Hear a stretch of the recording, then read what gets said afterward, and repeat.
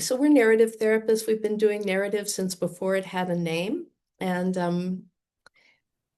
I think we won't introduce ourselves further. We'll let the work speak for us just because we have a short period of time. We've only got an hour to talk about a subject that we could do a year on, which is narrative therapy with couples. So we're just going to select a few big ideas about narrative therapy with couples and try to share those with you. Before we do that, I just want to say that in offering a talk on couples, we're not trying to say that people should be coupled or that that's the best way to have a relationship. We think we're also not meaning to restrict couples to two. Well, couples are usually two, but relationships can be. Yeah. Yeah. Okay. So with that in mind, we just want to talk about some of what we think are the important considerations in dealing with relationships rather than individuals in therapy. So we're always thinking about power and voice. I think that in narrative therapy, one of the characteristics of narrative therapy is rather than thinking about people as being problematic, we're thinking about problems as being in the larger culture. And so we're always thinking about power relations. And I think something a little bit different in working with relationships in the room is sometimes those power relations are playing out in the room. So we're not thinking as, so it's different because it's right in the room. So we're not thinking about reciprocity. I think that many relationship therapies think about reciprocity, like everybody getting equal time. And we're not thinking about that because we're trying to take into account power differences. So that's one thing that's sort of always important in working with relationships. So we would be biased toward whoever our sense is has the least voice in the relationship to try to be sure that we give that person more voice in the therapy room. Okay, so we're thinking about like who speaks first? How are we participating in privileging one person's ideas at more than the other? Are both members free to speak? If there seems to be if somebody seems restricted about speaking, how can we respond to that? Whether that means seeing people separately to discover whether they're safe or something else. And also thinking about discourses, thinking about those ideas in the larger culture that support problems, that support power inequities, and keeping in mind that the people sitting in front of us in the room didn't invent those ideas, that they're subject to them. And so we want to be able to respond to them with dignity, use externalization, so that it's clear that we're not talking about blaming somebody, but we're talking about making something visible, thinking with people about the effects, thinking about how we might respond to that. So that has us sometimes when we're initially with partners in a relationship, thinking about the idea that Jill's covering up with her hand right now. Sorry. About whether the people in the relationship are on the same team or not.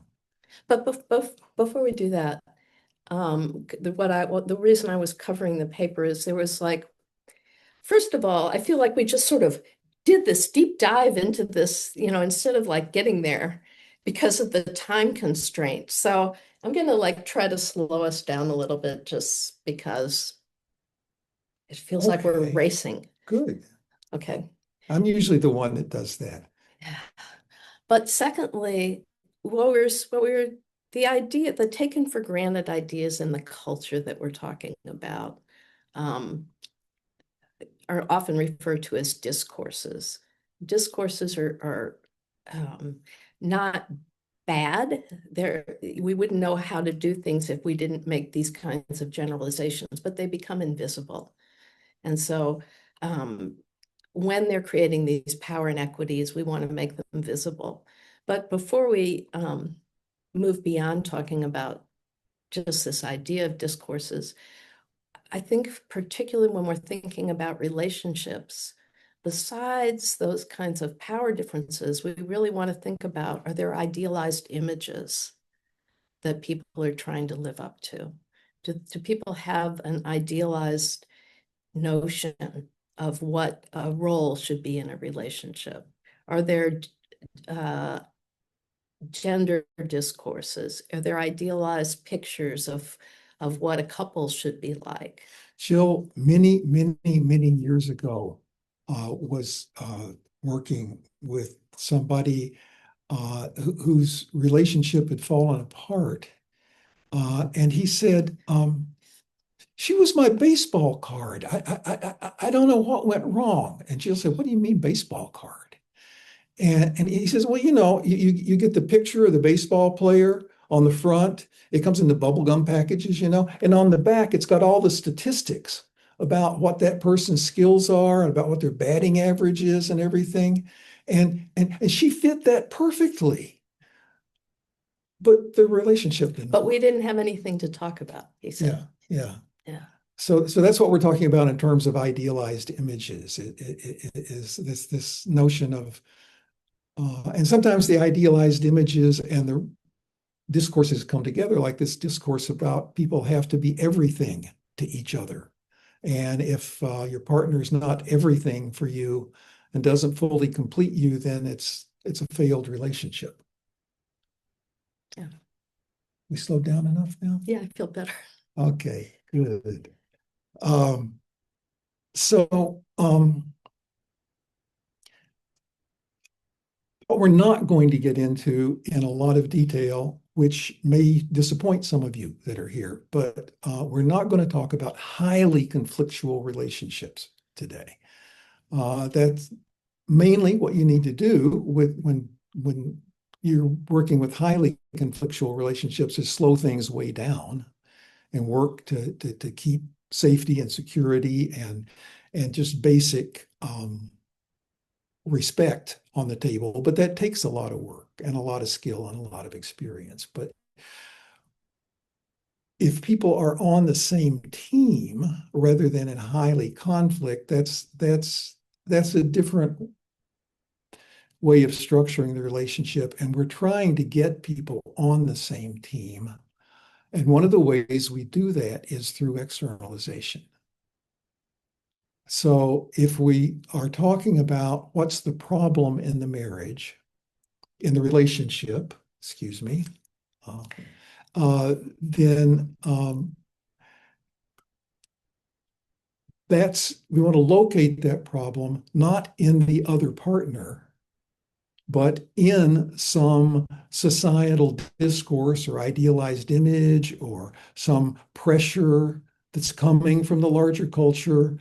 And we want to work with the couple to reclaim their relationship from that outside pressure. And that's a much easier to work with frame than if the problem is located if the partners are locating the problem in each other. Okay. However, even if it's not highly conflictual, lots of times when people come to therapy, they have different ideas about what's problematic and they have different ideas about what they want. And I think a lot of relationship therapies try to get people to agree. I know that when I was studying family therapy, there would be, we get people to talk to each other and we try to get some sort of agreement. But one of the ideas of narrative therapy is that there are multiple stories. So we're not trying to get people to necessarily agree with each other, we are trying to get them to understand each other.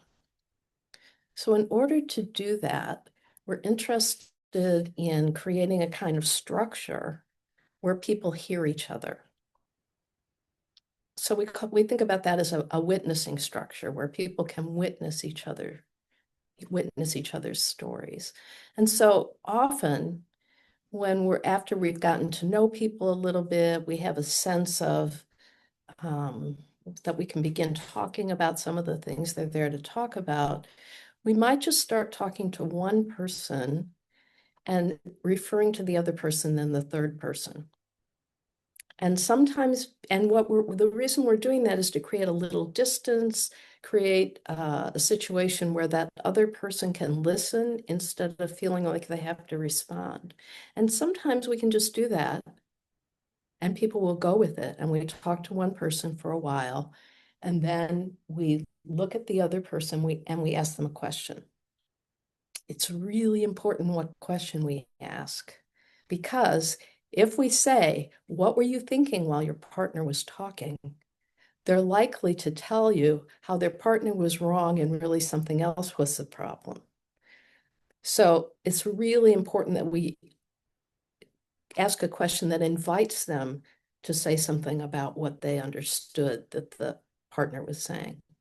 So when we start out uh, to do this, as Jill said, we'll just do it if we can, and a whole lot of the time, it just falls out that way. That we can start eliciting from one partner the story of their struggle with some particular problem, and we can stick with that long enough that we begin to develop an understanding of what their struggle is.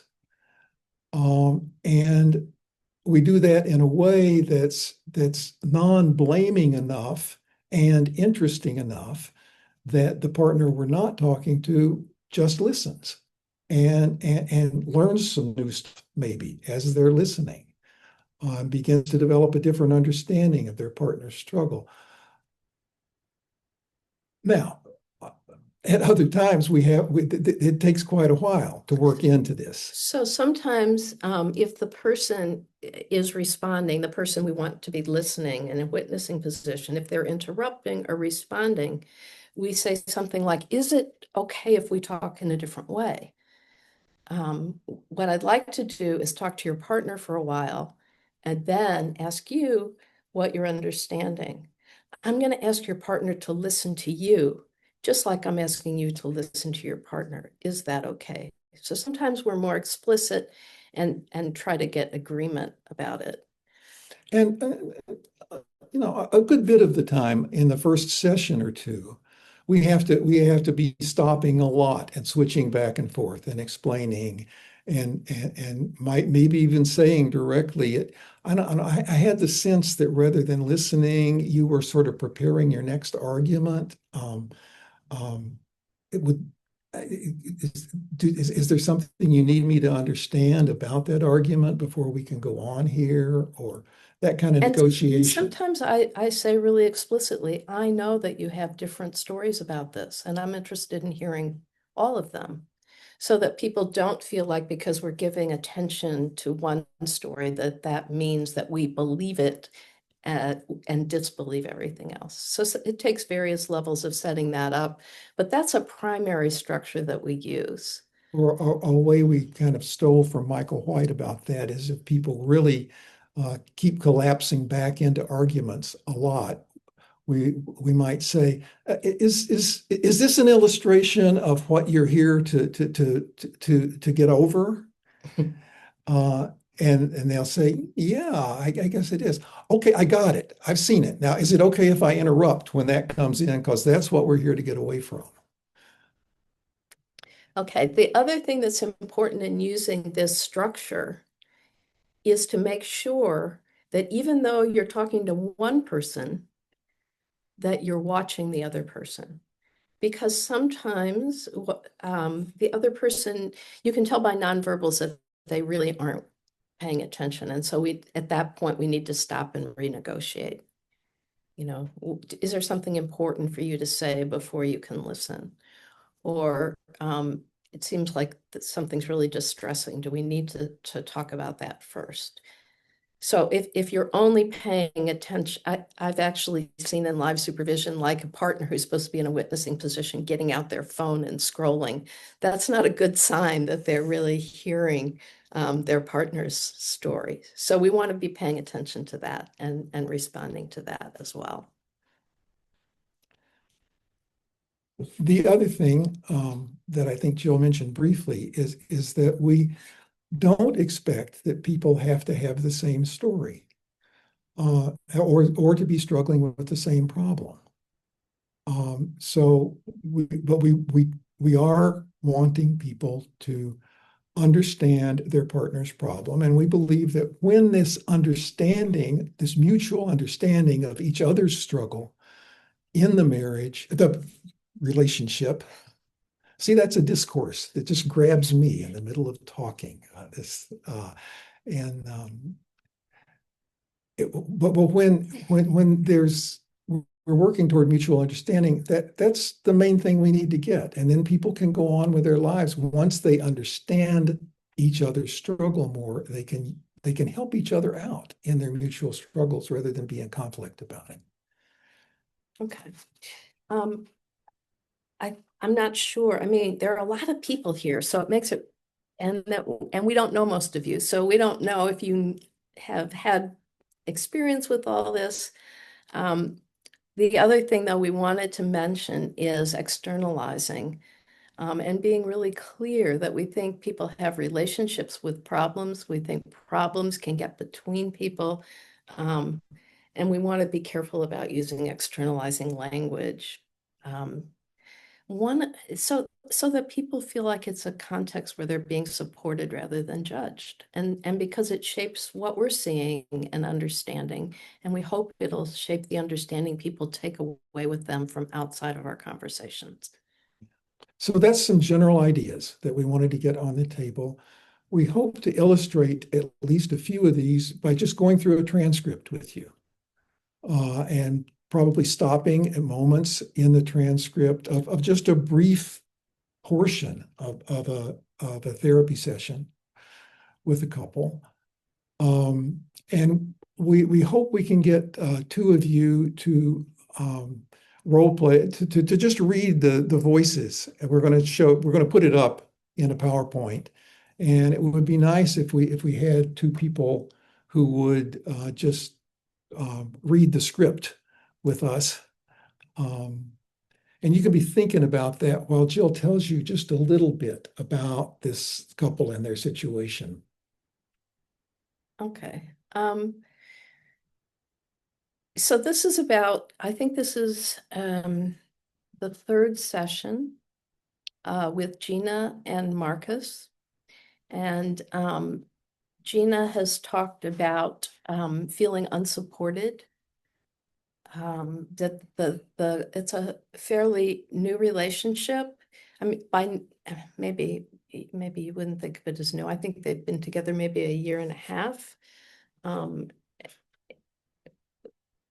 But Gina says that even though they've had this relationship for a year and a half and they're living together, that she often feels alone. She's talked about how in conversations trying to talk about how she feels, that Marcus often withdraws. And as Gina was telling me this is the first time we met, Marcus was sort of scowling and then sort of and talked about all the things he did do and didn't understand why Gina was describing him in this way. And he described the way she was talking as screaming at him. And he said that happened all the time and he just wanted to get away. Okay, so at the beginning, we named the problem conflict or seeing things differently and how that got between them. But it didn't seem like that was so helpful. And so we began to think about, would it be more fitting for them to have two names for the problem, each of them having a name? because they really had different experiences and the stories they told were different. It's interesting. I mean, I think that sometimes people tell the same story, but they make different meaning of it. And sometimes different members of a couple talk about very different events. It's not that they don't recognize the events that their partner's talking about. It is that different events were significant to each of them. And even what could be the most significant to one person might not seem that important to another. So eventually, instead of talking about conflict, Gina began talking about isolation and Marcus began talking about blame. That was helpful because we talk about those things somewhat in a more externalized way, and I could try to promote some understanding of them. Okay, so in this, we're just going to show a small segment of conversation. I'm primarily talking to Gina, but I'll talk to Marcus a little bit at the end. And later in the session, I spoke more to Marcus. But if somebody's willing to be Gina and somebody's willing to be Marcus, we'll just look at the actual words from the conversation. So do I have a volunteer for Gina? Adriana. Okay. Thank you. Thank you. That's great. And is somebody willing to be Marcus, please? I'll do it. Okay. Okay. Okay. And do I pronounce your name Chun or You can call me Chun Che, yeah. Chun Che? Chun Che. Okay. I'm going to put you both on the spotlight so we can see you, if that's okay. Yeah. Great. Okay. Okay. So Jill's going to be Jill. Yeah. Here we go. And this is an illustration of talking to one partner. We want you to imagine for most of this, since it's mostly Gina that's being talked to, that Jill is watching Marcus closely and being attentive to whether Marcus is listening or not. And keep that in your imagination as we're going through this. Okay. So, Adriana, I'm gonna call you Gina, and we know it's Gina's words that you're acting. So I'm speaking to you. I'm wondering what isolation has talked you into about your, and so let me just back up for a minute. So this is just a segment out of the third conversation. So it's like not my opening words. We've been talking, and isolation is what we're calling the problem, and we're just entering here. So I'm wondering what isolation has talked you into about your relationship. Yeah. There. What? I'm not sure what you mean. Well, you said that isolation most captured your experience of the problem. That gave me the idea that you're seeing your relationship through the lens of isolation, and I wonder how that affects what you see. I am isolated. Okay, but let's just take the evening that the two of you described. You've been with Jamie all day, right? And you were feeling pretty wiped out, and Marcus made dinner. I get the idea that through the lens of isolation, his making dinner had a meaning that would have been different than looking at it through a different lens, like helping. So I want to stop here just a Mhm. second and say, you notice how Gina said, I am isolated. So she's feeling that as something that's inside of her, is a feeling of isolation and a state of isolation.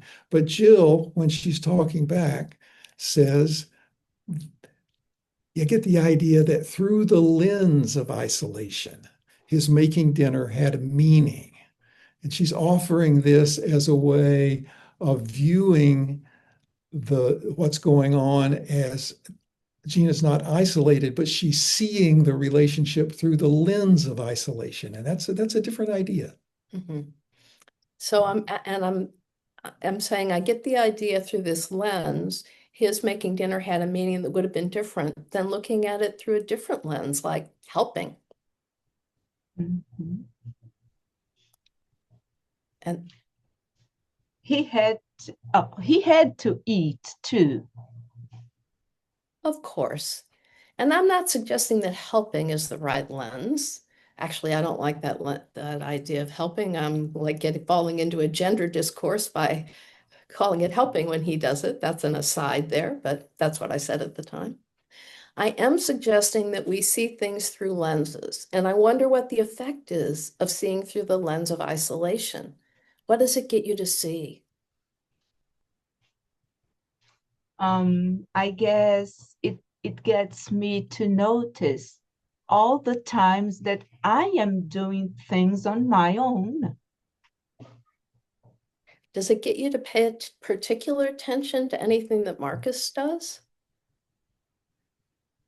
Yeah, it gets me to notice when he chooses to do things on his own that I would have helped with or wanted to do with him. And it also gets me to notice when he stops talking. And what is that like for you? It's lonely and sad.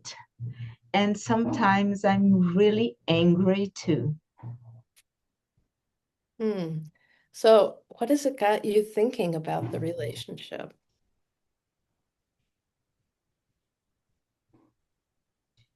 Well, not such good things.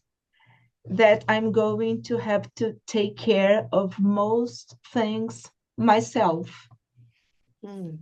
So again, now we can see how the externalization is uh,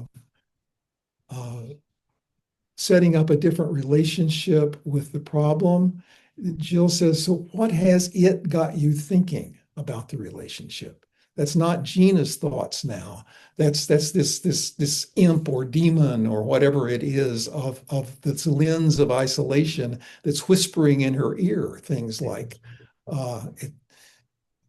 Jill's wanting to know what it's saying to And her. then Gina like makes an evaluation. It's gotten her to think not such good things. So, yeah. And thinking you're going to have to take care of most things yourself, what does that have you thinking about your relationship? Or maybe even judging it? That it's not very good. I think this has a lot to do with my worry about the future. I think I'm getting a picture of how the isolation has you seeing your relationship. Would you say that that vision gets you to act in particular ways with Marcus or has you doing particular things? Now that you're putting it that way, I could say that it gets me to just assume I'm going to have to do things on my own. So sometimes I don't even ask. Or when Marcus does something, this lenses, I think you called it, gets me to assume that he just doesn't want me there, rather than maybe he sees I'm tired or I could join him. Maybe he'd want me to too, but I just assume he wouldn't. So now Jill's inviting Gina to look at the effects of the lens on how she's interpreting the relationship. And the idea is now on the table that there would be other things if Gina was looking through a different lens that she might see that she's not seeing when the lens is in power. This is giving me the idea that the isolation doesn't only affect your view of the relationship, but also of Marcus. Maybe it sort of highlights when he does things without me or doesn't do things with me. Hmm.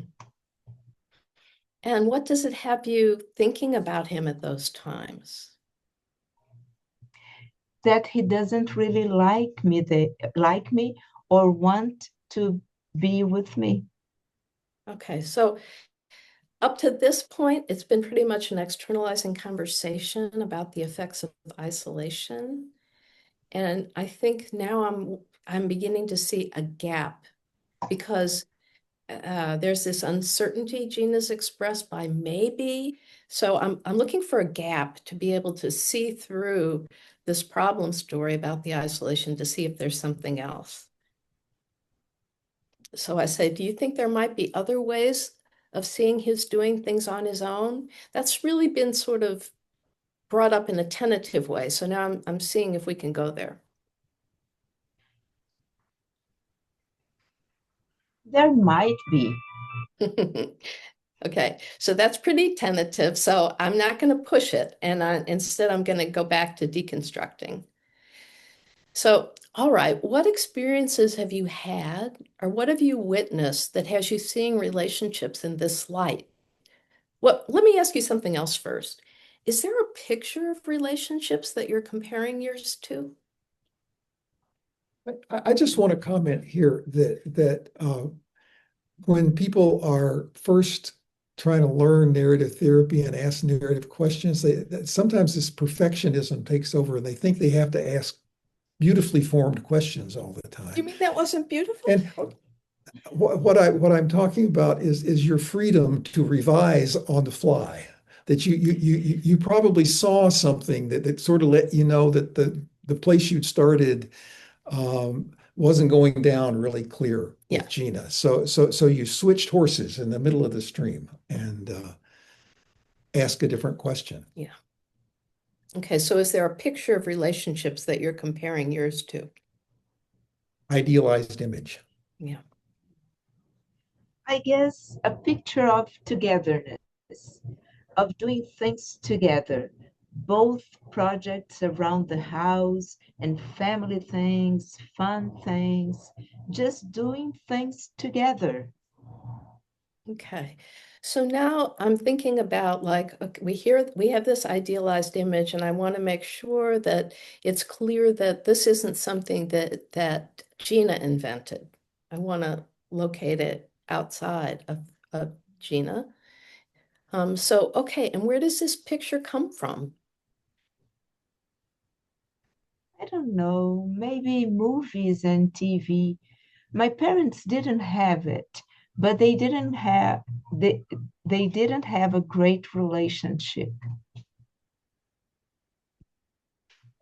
Do you think seeing how your parents didn't have this togetherness was part of how you concluded that their relationship wasn't great? Well, I think I had something to do with their divorce. It had something to do with their divorce. Yeah. So this lack of togetherness also had you worried about the future of your relationship? Definitely. Okay, so did you get this idea from watching your parents that togetherness would lead to, how would you put it? If togetherness in a relationship promised something, what did this have you thinking it promised? A strong relationship, feeling together. So, what do you think the effect of measuring your relationship against this togetherness picture has been? So, let me just say something. So, we started out talking about isolation, and now we've sort of expanded the problem, and we're talking about a togetherness picture as maybe contributing to the problem. Maybe isolation is the effect of the togetherness picture. And I think that's really typical in externalizing conversations. That is, we talk more like what the name that we're focusing on, the sort of subject, shifts a little bit. Mhm. So now I'm asking what the effect of measuring your relationship against this togetherness picture has been. It has me worried. It's it's made me feel we don't have a good relationship. Mm. Do you think if this comparison wasn't going on, there would be other things you could appreciate? So again, I'm looking for a gap so we can see beyond the problem to maybe something that's going to be more of a preferred story. Well, you said something earlier that got me wondering if Marcus at times might be trying to help. I also was thinking that Marcus grew up with a single mother, so he might have a different picture of relationships. So it really does have Gina seeing some possibilities that she wasn't seeing before. Would that different picture mean that he didn't want to be with you, or would it mean something else?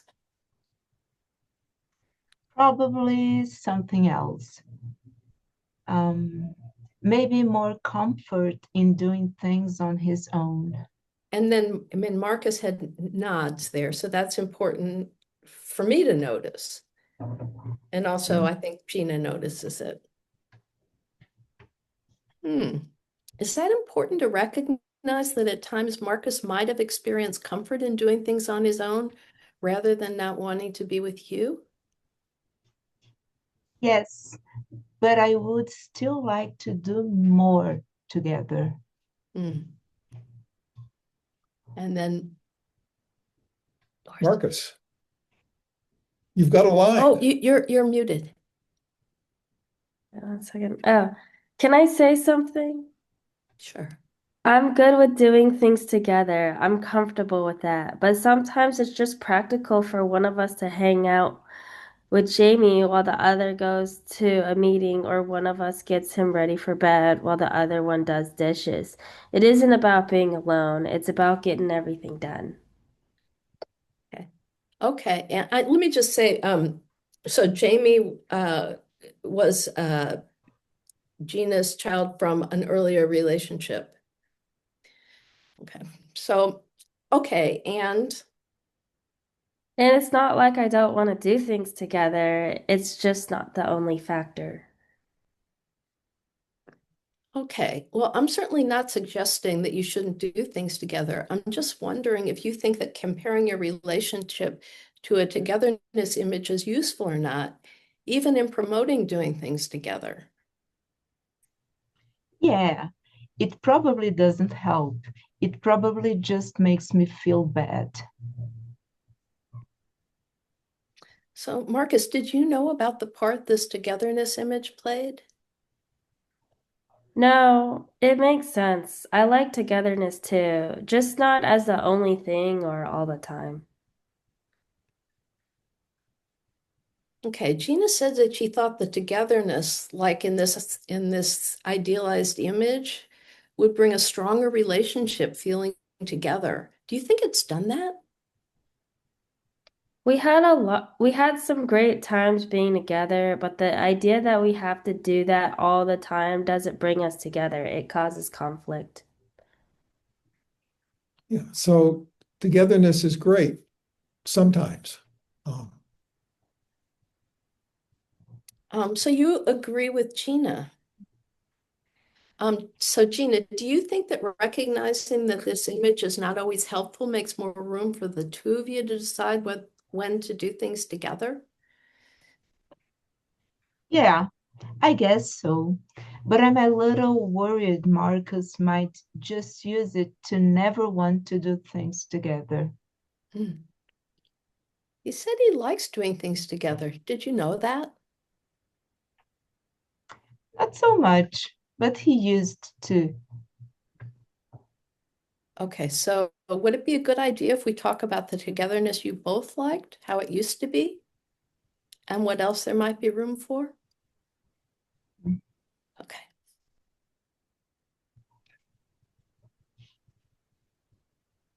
Okay. Um, so I'm hoping that people saw some of the things we talked about. We'll find out in a minute, but I'd be interested from you, Adriana, and you, Chun Che, about what it was like to be in those roles. Uh, First of all, you did really good, like with the explanations and stuff. I'm like, oh, those are good questions. Thank you. I'm like, I saw the externalization in real time. I was like, that's crazy. Um, I think it, as like the male partner, I think it was really good that you deconstructed like the idealized image, because like that was getting in the way in some things, and then you managed to make it so like both partners in the couple understood each other more, versus like being kind of like blinded in like their own realities, and then bringing that to light, and then also acknowledging like maybe this idealized version that Gina had, um, isn't bad. It's just more of like, let's collaborate to see what works together. And then Gina also sees Marcus's perspective too on what he sees. And because she was feeling like, oh, he just didn't care about her. And now it was just more like he saw it more practical. And so, very different stories, by the way, bringing up because Marcus is like, no, this is just more practical, and Gina's like, I'm like, why am I'm feeling lonely. Mm, okay, thank you. And Adriana, what was it like And to be Gina?